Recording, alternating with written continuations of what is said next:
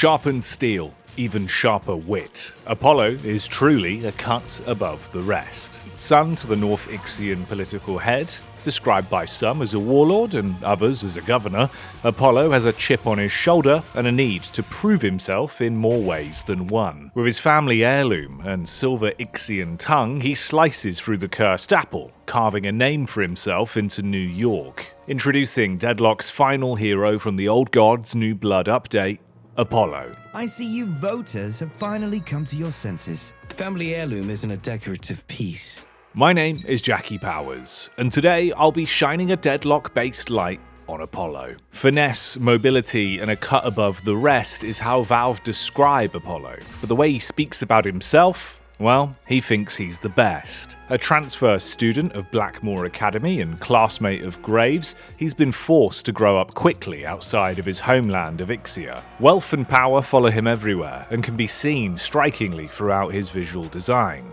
with gold and jewelry all over his model. Alongside that, even having enough spare cash to commission J.C. Leyendecker to draw his updated poster. His animations visually show off his affinity for fast, nimble engagements with quick retreats. His dashes and darts show his control in the air. He slides gracefully when quickly making a dash around New York. The Horned Fencer is also sporting a particularly cool reload animation in which he casts away his family heirloom sword, making it disappear with the gemstone lighting up before it reappears and returns to his hand. The sword itself is Apollo's signature weapon, dubbed Pride of Ixia. This was his father's before him and was entrusted to him at a young age, when Apollo showed great promise in the art of fencing. In lore, even winning fencing competitions to become a champion at only 18 years old. This is a medium-range projectile-based weapon, casting red circles of light when he swipes with the sword, casting forth attacks from the end of the blade's tip. A lot of visual designs and themes of both his kit and attacks seem to depict blood and various red sigils and runes. With 15 ammo to play with and a reasonably quick time between attacks, Apollo's mighty sword can pack a punch, with a DPS of 45 at base level. He'll even wield the weapon to defend himself in melee combat, hitting enemies with the hilt on a light melee attack alongside throwing out a punch from his other hand that's adorned with an obsidian signet ring. Whereas his heavy melee makes full use of his legs, fly-kicking his foes back. Always prideful, he'll strike a pose when parrying, not only blocking incoming punches, but mogging his enemies too, before kicking them to the curb. In regards to his vitality statistics, he'll start a game of Deadlock with 740 base HP with a regen of 2.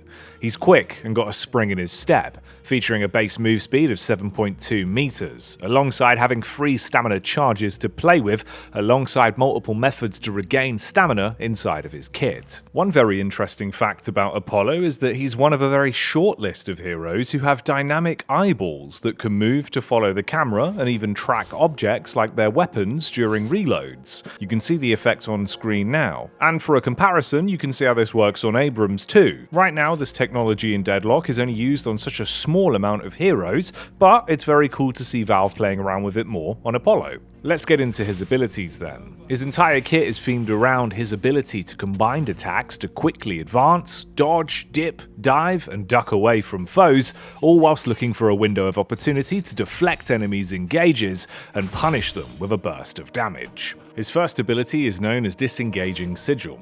Apollo will cast forth the sigil of his family, taught to him by his father at a young age, allowing him to quickly create space between himself and enemies, before bursting them with spirit damage and slowing their move speed. This ability has a lot of freedom in regards to how it can be used quickly to reposition or breaking the flow of fights in groups or solo settings. You can chain it together with movement to juke foes and keep them guessing, or just outright punish the Abrams that's charging towards you before re-engaging on your own terms with increased rate of fire and bullet velocity. This ability will gain more power in the following categories with AP upgrade investment. At Tier 1, you'll increase its damage by 30. Tier 2 will allow a plus 20% fire rate buff alongside a plus 50% bullet speed buff for 10 seconds on cast. And finally, Tier 3 will open up more options for movement in base playmaking. You'll gain +2 stamina charges restored on player hit, alongside resetting the air jump and dash limit for his base movement, granting many new ways to dash into fights whilst increasing your damage, alongside slowing foes before quickly making your escape. Mobility and timing is huge on Apollo. He's effectively a movement hero and reaction test all rolled into one. His second ability is dubbed Riposte, and you'll deflect the next attack within a short window of time whilst he casts a flurry of swipes with his sword, leaving a red visual glow in the air. If successful with your timing, Apollo will deflect the attack whilst becoming briefly invulnerable for 0.3 seconds, and then will dash forward to stun the enemy that's attacked him, knocking them to their knees and reducing their bullet resistance. You can use this ability to block a ton of different abilities, ultimates, and attacks in Deadlock, so make sure you limit test and learn the timing. You'll notice some heroes can handle the riposte better than others, with some movement displacement attacks allowing them to dodge the follow-up charge from Apollo, like Billy's Rising Ram. However, if a Wraith dares to try and solo an Apollo with her telekinesis, he'll smack the rocks right out of the sky before stunning the degenerate gambler, and in this instance, I guess we learn that the house doesn't always win. You'll even be able to riposte objectives like Guardian Swipes or Walker Stomps with the right timing, opening up many opportunities for this ability to shine in combat. In lore, Apollo learned how to use this ability at only 5 years old, and he's clearly mastered the art of using it with how powerful this deflect can be. For the ability point upgrades, you'll gain power in the following ways. At tier 1, you'll reduce the cooldown by 7 seconds, tier 2 will reduce the enemy's bullet resistance by a further -15% on the pummel hit, and finally at tier 3, you'll stun them for an additional 1.2 seconds. The Prince of North Ixia's third ability is known as Flawless Advance, and opens up many ways to juke your foes whilst having a very forgiving radius for its cone of damage to apply on multiple enemies. You'll be able to modify the direction of the engagement and disengage between recasts of Flawless Advance using your movement keys, with the ability having 3 lunges of the attack, opening multiple chances to deal devastating damage. Timing here is key, with the sword's crosshair displaying a perfect timing circle to achieve the maximum damage dealt. Alongside this, the blade will fill up from hilt to tip with a red glow, indicating when the cast of the ability is at its perfect charge state.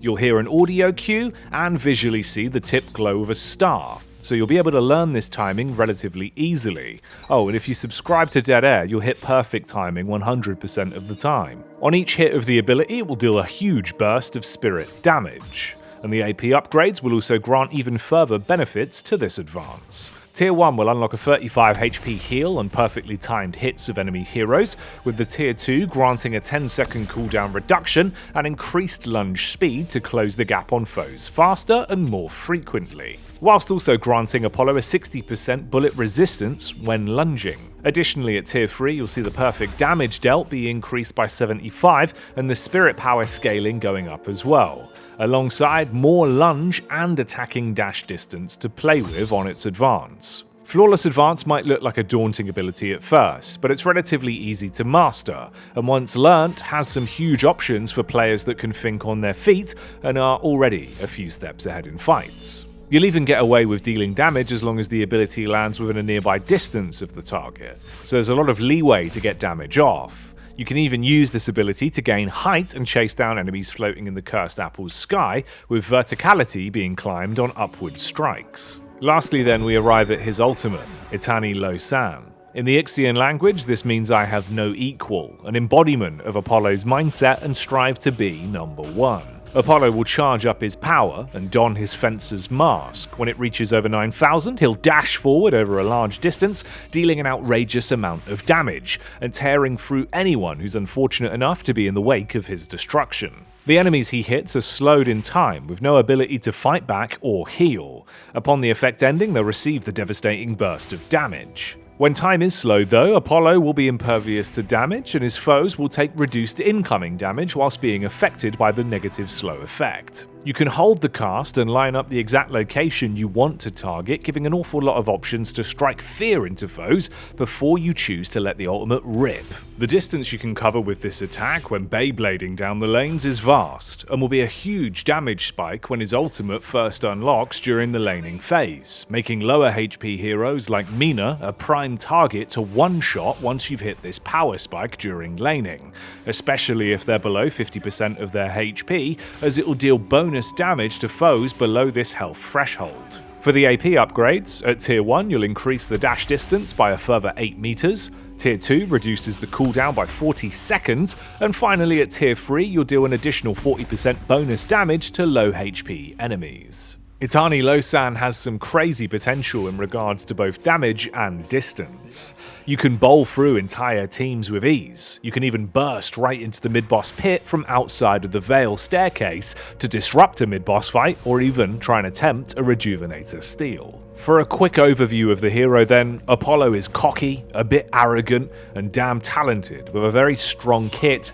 that honestly might need some nerfs. He's got thousands of souls worth of movements and silence items built in, whilst throwing out a flurry of attacks and moving around like Yamato and Lash wish they could. My advice would be limit test and riposte everything. But with that said, thanks for watching tonight's Deadlock Hero Spotlight. I've been your host Jackie Powers here on Dead Air, and as always don't forget to like the video if you enjoyed it and comment your thoughts on Deadlock's newest hero.